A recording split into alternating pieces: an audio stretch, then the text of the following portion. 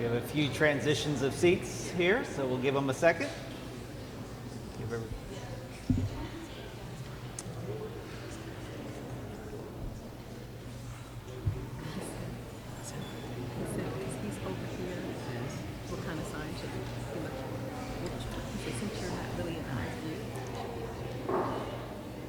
All right. Well, having been born a Yankee in Maryland, all right, I like that. Just outside of multicultural Washington, D.C., and I should say a caveat. Once my wife and I tasted Texas in the late 90s, we wanted to make Texas our home, but we were born in the Northeast, and having grown up in the Northeast, there were certain Southern causes that I was unaware of. One such cause was a defense for the reasons of the 11 Southern states' withdrawal from the United States to form the Confederate States of America. As a result of the Southern secession, the Civil War ensued. Well, what was the reason for this decision to withdraw from the United States? Elliott Penn will share his thoughts on this topic with his thesis entitled, "True Causes for War, an Examination of Southern Secession."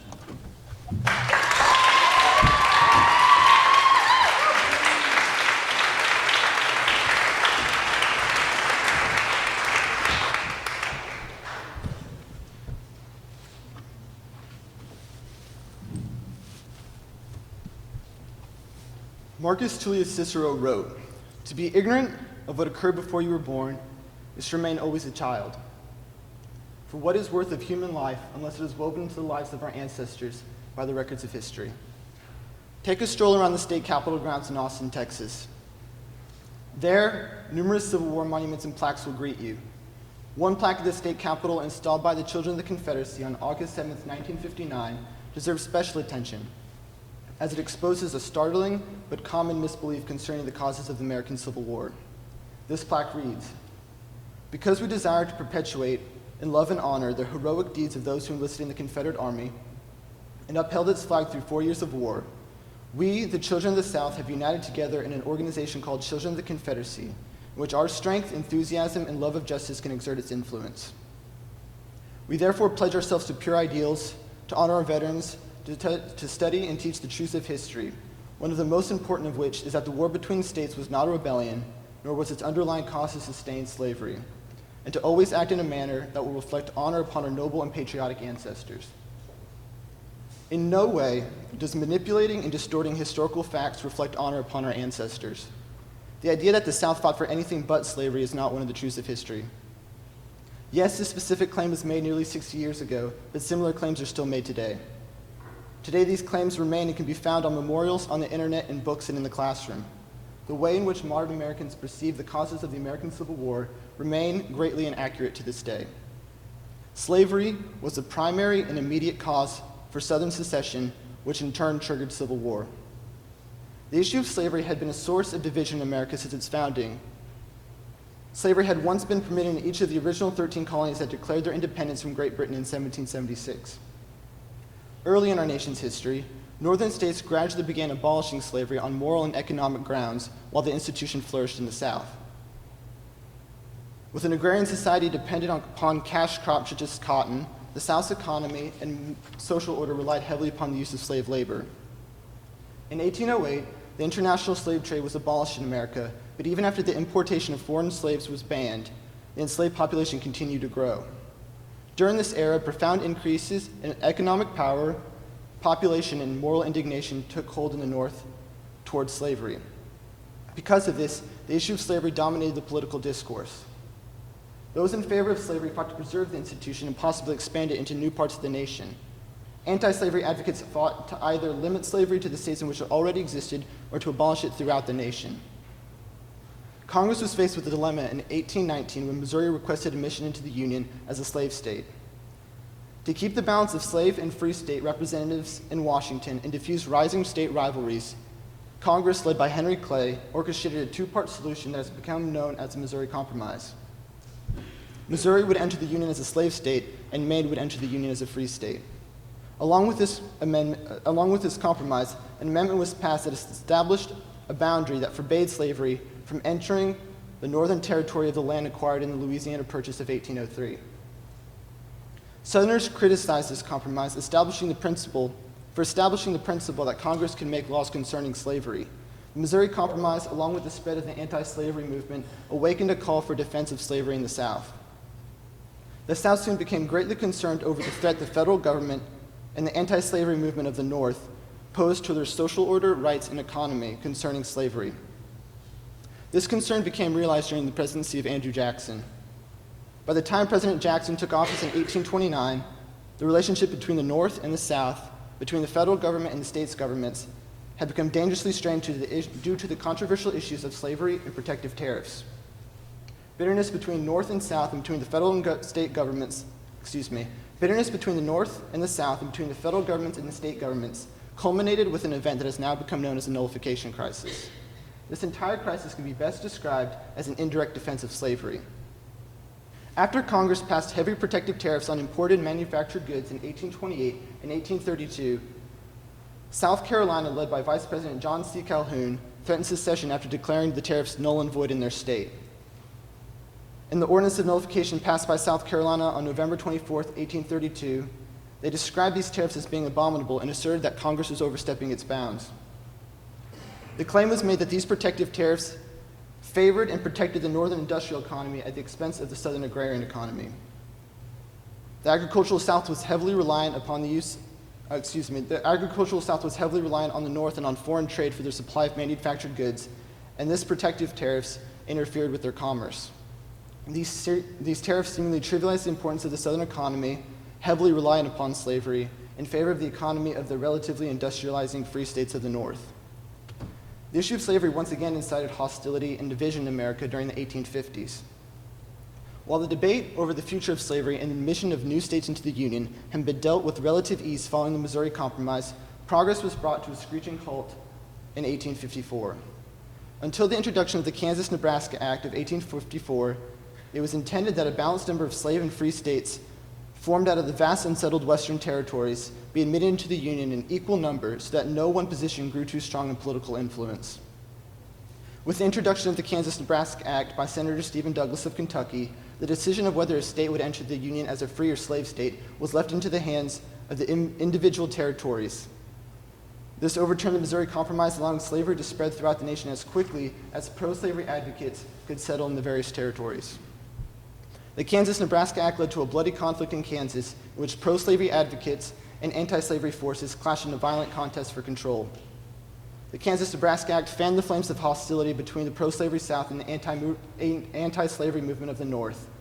This hostility erupted into violence on the Senate chamber floor on the soil of Kansas and set the stage for a conflict in which brother would fight against brother in a bloody civil war. In the years following the Kansas-Nebraska Act, Southern states readied themselves to defend the institution of slavery. The ruling made by the U.S. Supreme Court on the Dred Scott v. Stanford case in 1857, a ruling that then President-elect James Buchanan thought would end agitation concerning slavery in the territories, reestablished the claim that slaves were not citizens, but merely property.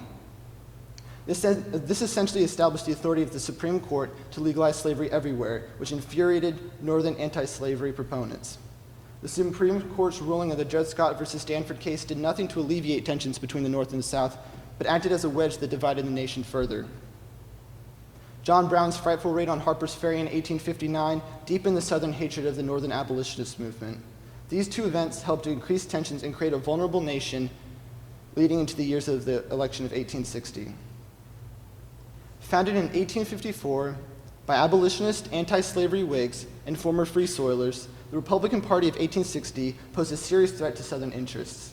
The Republican Party of 1860 intended to halt the expansion of slavery into the Western territories. The leaders of the Republican Party were despised throughout the South. William Seward, the favored candidate for the presidency in 1860, had one of the worst reputations throughout the South. He was branded as a traitor in a Richmond newspaper, accused of having funded John Brown's raid on Harper's Ferry. While the Republican Party's platform did not directly express a desire to abolish slavery throughout the nation, the slaveholding South saw any interference with the institution or expansion of slavery as another tactic of the federal government to rid the nation of slavery. They saw it as an intent to cause an imbalance in number of free and slave state representatives in Washington to the end that Southern interests would be ignored until they were forced to give in and abolish slavery.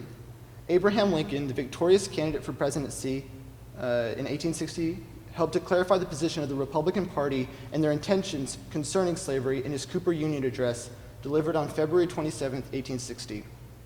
Quote, "Wrong as we think it is, we can yet afford to let it alone where it is, because that much is due to the necessity arising from its actual presence in the nation. But can we, while our votes will prevent it, allow it to spread into the national territories and to overrun us here in these free states? If our sense of duty forbids this, then let us stand by our duty fearlessly and effectively." End quote. Other speeches given by Abraham Lincoln expound on the same idea. His words did nothing to comfort Southern slaveholders. His words, "We can yet afford to tolerate slavery," made Southerners into skeptics who wondered at what moment would he no longer afford to be so tolerant. The South threatened that if the Republicans, known to be hostile to slavery, took office, their interests, economy, tradition, and livelihoods would be ignored, damaged, or destroyed. Now, the best place to turn for an understanding of the thought process behind Southern secession can be found in the documents, writings, and speeches of the leaders of secession in the South. To the great benefit of historians analyzing the topic of secession, before the Southern states left to form the Confederacy, they held state conventions and issued declarations justifying secession. For example, South Carolina's Declaration of the Immediate Causes which Induce and Justify Secession, issued on December 24, 1860, focused primarily on the evil intent of the federal government and the Republican Party's embrace of Northern anti-slavery principles. The Georgia Convention matched South Carolina's outspokenness over the threat the federal government posed towards slavery in their Declaration of Causes, issued on January 29, 1861. Other speeches given by leaders in the secessionist movement, such as Alexander H. Stephens' cornerstone speech delivered on March 21, 1861 in Savannah, Georgia, Jefferson Davis' speech to the Confederate Congress on April 29, 1861, and countless other speeches given by Southern secession commissioners all express the same reasons for secession that revolve around the institution of slavery and the interference with this specific institution by the federal government. In his address to the General Assembly of the State of Georgia delivered on December 17, 1860, Secession Commissioner William L. Harris of Mississippi said, quote, "Our father made this a government for the white man, rejecting the Negro as an inferior, ignorant, barbarian race incapable of self-government and not, therefore, entitled to be associated with the white man upon terms of civil, political, or social equality. This new administration, speaking of the Republican Party, comes into power under the solemn pledge to overturn and strike down this great feature of our Union, without which it would never have been formed, and to substitute it in its stead their new theory of universal equality of the black and white races." End quote. In his cornerstone speech, Alexander H. Stephens, the Vice President of the Confederacy, said, quote, "The new Constitution has put at rest forever all agitating questions relating to our peculiar institution, African slavery, as it exists amongst us, the proper status of the Negro in our form of civilization. This was the immediate cause of the late rupture and present revolution," end quote. Henry Benning, a prominent secession politician from Georgia, spoke to the Virginia Convention on February 18, 1861, saying, quote, "What was the reason that induced Georgia to take the step of secession? This reason may be summed up in one single proposition. It was a conviction, a deep conviction on the part of Georgia, that a separation from the North was the only thing that could prevent the abolition of her slavery. This conviction, sir, was the main cause," end quote. Many more speeches and documents like these exist and are easily accessible, and I encourage everyone to please go and examine them for yourselves. One would think that there would be no confusion today concerning the causes of secession and civil war, concerning the countless number of documents and writings that exist that discuss the issue in great detail. This is not the case. Arguments and claims are made that the Civil War was not the result of an increased hostility between the North and South due to the issue of slavery. A recent poll conducted by the Pew Research Center in May of 2011 gives great insight into this public misconception. Asked their impression of the main causes of the Civil War, a 48% plurality of Americans say it was mainly about states' rights. Just 38% say the Civil War was mainly caused by slavery. Another 9% volunteered that it was both equally. Edward Ayers, a historian at the University of Virginia, wrote, "No respected historian has argued for decades that the Civil War was fought over tariffs, that abolitionists were mere hypocrites, or that only constitutional concerns drove secessionists. Why, then, does such a large portion of the American population still hold an incorrect picture of the causes of the Civil War? This is the result of sustained efforts by Confederate sympathizers who wish to inaccurately portray historical events. Because of this, historical revisionism concerning the American Civil War has become a prominent issue that must be addressed. It is correct to say that the American Civil War was the result of hostility between the North and the South as a result of the issue of states' rights. There's nothing inherently wrong with the statement, it is simply incomplete. But what were the rights of the states? The South seceded to protect the right to slave labor. It was a question of the state governments versus the control of the federal government, but it was a debate over the issue of slavery. The economy, social order, moral beliefs of the Old South were all rooted in chattel slavery. Slavery and racism is at the core of the hostility and at the center of the march towards secession. When the war came to a close in 1865, former slaveholders, proponents of the institution, and leaders of the Southern cause felt that they needed to rationalize their actions as a way to keep their honor. Southerners began to argue that protecting slavery had not been the real cause of the war. After the war, the memoirs, writings, and speeches of former Confederate leaders such as Jefferson Davis and Alexander Stephens ignored the issue of slavery. It seemingly disappeared for the reasons given for war and for secession. Post-war Southern apologists rarely discuss anything other than a defense of constitutional principles as the main causes for secession. Jefferson Davis, the former president of the Confederate States of America, in his 1881 The Rise and Fall of the Confederate Government, wrote, "The truth remains intact and incontrovertible that the existence of African servitude was in no wise the cause of the conflict, but only an incident." This claim is blatantly inconsistent with the reasons he gave during the war and other leaders in the secessionist movement gave during the war for the causes of secession. This claim is blatantly inconsistent with the reasons he gave and other leaders gave during the war for the causes of secession. Jefferson Davis, like countless others, attempted to whitewash the facts of the conflict after the war in an attempt to preserve his honor and the honor of the South. This incorrect justification continues to manifest itself in memorials dedicated to the Old South, like the one spread throughout our state capital, the manipulation of textbooks, and the incorrect retelling of the causes of secession from one generation to the next. The fact of the matter is that the institution of slavery was the immediate cause for Southern secession, which incited civil war.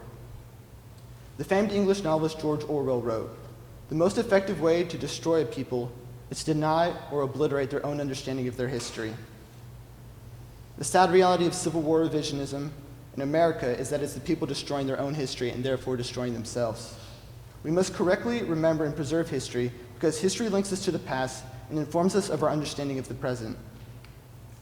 The only way we'll be able to understand and fix the various social issues that plague our nation is by understanding how we got to the present situation.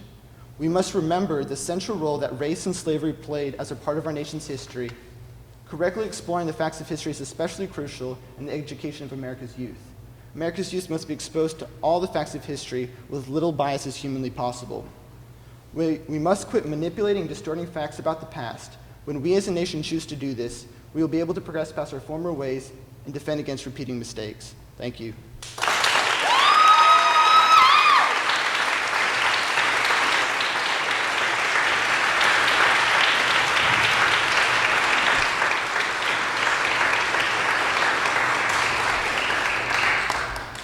Thanks, Elliott. I appreciate reading through your paper and hearing your presentation. Thank you very much. Do you believe the South had a right to secede? I feel like that issue doesn't necessarily pertain to my paper. I feel, regardless of whether they had the right to secede or not, it doesn't really change the events that transpired. So regardless of whether they had the right to secede, I'm not arguing that they had the right or didn't have the right. I'm simply saying these are the reasons that they did secede. So you're not going to answer the question? I'm just not well versed on the subject enough to really come down on one side or the other. Haven't done my research. Okay. Where in the Constitution is the issue of secession addressed? I'm not completely sure, no. Okay. In order to accomplish our independence in 1776, the founders arrived at several compromises, which you mentioned in your paper. Franklin's 3/5 compromise, Article 1, Section 9's leaving the importation of slaves alone until the year 1808. Isn't the real issue then that the founders, in order to accomplish the goal of independence from Great Britain, didn't solve the issue of slavery in 1787 and therefore made it inevitable that later generations of Americans would have to? Wasn't the beginning of the Civil War not in 1860, but rather in 1787? I pretty much agree with that statement. It's been an issue that's plagued our nation, or had plagued our nation since the very founding of America. So I view the Civil War and secession as the culmination of a lot of events, and so I agree with you entirely. But your thesis statement said that the issue of the secession of the South was a result of Northern aggression. Northerners, let me read it. Triggered by secession, which in turn was triggered by the hostility the South felt towards the North that was fueled by the institution of slavery. And my question goes to the point, well, wasn't the real issue that the founders didn't deal with the issue, just left it for later generations to solve? So yes, the founders did leave the issue for later generations to solve, and that was one of the ways to keep the peace and get our nation off the ground. But that doesn't change the reality of why Southern states left the Union. It's very explicit in their causes of secession that they don't, all the other issues seem to pale in comparison to the central issue that they put, or the emphasis they put in the embrace, or the northern states in the federal government, the felt hostility of the South that they thought the North was bringing to them. So it was an issue of slavery at the time, but it's been in our nation since its founding. Okay. You know the game little kids play with their parents say something, little kids go, why? Parents answer why, and they go, but why? They answer why, and they just keep going back, right? So if the North was being aggressive towards the South on the issue of slavery, well, why? And couldn't we keep playing that game until we went back to, well, the founders didn't solve the problem. The founders left the problem in the Constitution, in the fabric of the nation, and therefore that's the real starting. So right, you can come to that conclusion, and I don't debate that. But what I will say is that the leaders of the secessionist movement did not come to that conclusion. They're very explicit in their writings about why they're going to war, the immediate causes for war. And when they say immediate causes, it's not followed by the founding fathers' inability to solve the issue. They explicitly say that we want to keep our slaves, and the Republican Party is trying to take that away from us. So I'm more interested in figuring out what was in the mindset of those who led the secessionist movement in 1860 than coming up with other explanations. I just wanted to get into the heads and the mindsets of the people who led secession. Okay. May I ask you to answer a series of short yes or no questions, just yes or no, and then I'll get to the major question? Sure. Just a few yes or no questions. Is it natural for a state to seek its own economic survival? Yes. Was slavery intricately tied to the economic survival of the South? Yes. Did the series of punitive tariffs in 1824, 1832, and many others that the North had imposed on the South during the 19th century negatively affect the economy of the South? Yes.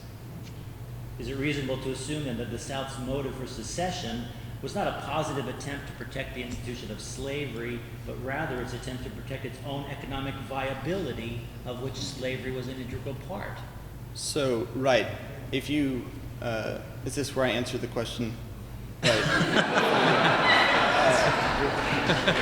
I'm sorry, I'm asking the questions here. Yeah, no, you can go. Okay, so I'd say that slavery is at the center of the hostility. So yes, the economy, constitutional principles, and other issues are all mentioned in the documents that I've read, the countless number of documents. So they're all mentioned, but they're all intertwined with the issue of slavery. So when you say it's the interruption or the interference with the economy of the South, that's why you're proposing that could have been the reason.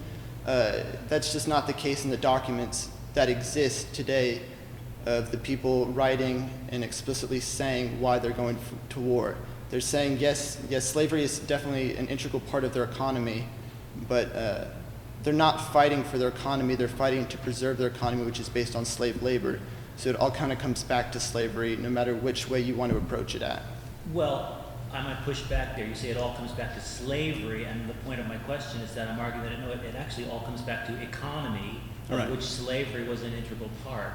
So let me ask you this. Let's play a hypothetical question, hypothetical here.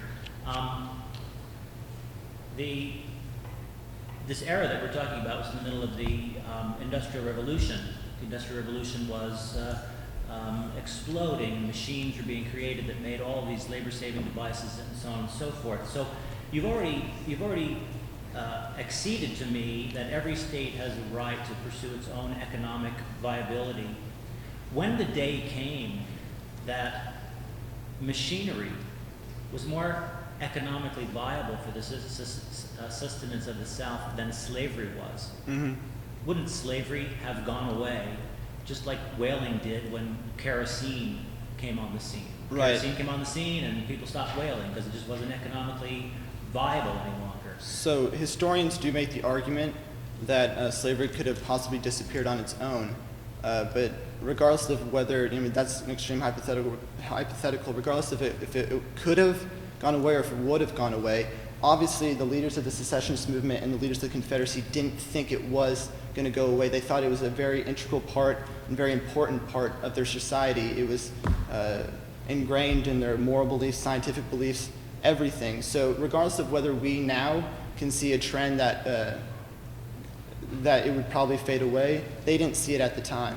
So you're making the point that even if it would have bankrupted them economically, even if there were far better ways to run their economy than on slave labor, they would have continued slave labor and run themselves into bankruptcy? Well, I have a couple of quotes in here that they don't at all view that situation like the way you're proposing it. They view it as we have a $4 billion institution, an economy based on slave labor, and the Republican Party wants to get rid of that. So I don't really think that, does that answer the question? Yeah, I think I'll move on.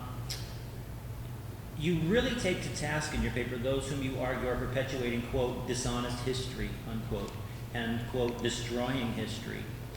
You say that, quote, no records exist documenting the existence of a large presence of African Americans serving in combat roles for the Confederacy. Is that right? Right. Okay.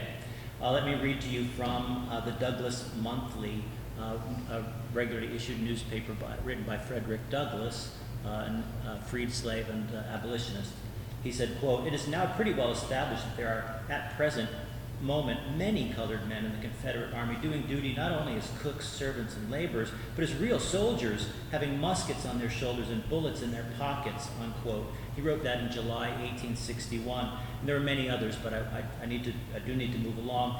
So that's just one example. So by saying that no record exists documenting this practice, this history, are you guilty of destroying history? I should add it in there accurately. Modern historians, that's not the truth, honestly. Modern historians have analyzed the subject over and over again, and there's no firm evidence that establishes or upholds the claim that freed blacks or slaves fought in the Confederacy in military positions, serving in combat. So why would Douglas, who was an abolitionist and would have argued for the end of the Confederacy and abolition of slavery, why would he make that up or lie about it? I'm not sure. I mean, there's probably countless number of reasons. Maybe portray the South as doing something wrong, forcing them into service, or when they're on their last leg in 1865, possibly. I think the reasons could probably go on forever, but there's no respected historian that I've read that discusses that as being true. So you're on record, Frederick Douglass is not a respected historian of the Civil War period. Modern historian, they all say that that's not true. So I will say that. Okay. My last question. Finally, in Philemon, book of Philemon, Paul sends a runaway slave, Onesimus, back to his master. Also, in 1 Peter, Peter tells slaves to be submissive to their masters, even to the harsh ones. And oftentimes you'll hear the scriptures criticized in that they don't seem to explicitly condemn slavery, but instead, as in Paul's letter to Philemon, seem to condone it to some extent. What do you make of that? Well, I didn't spend my time researching the biblical views of slavery. My intentions with this paper were discussing why the South went to war and left the Union. Off the top of my head, I'd say that it's a totally different form of slavery, but other than that, I don't think I can comment on that.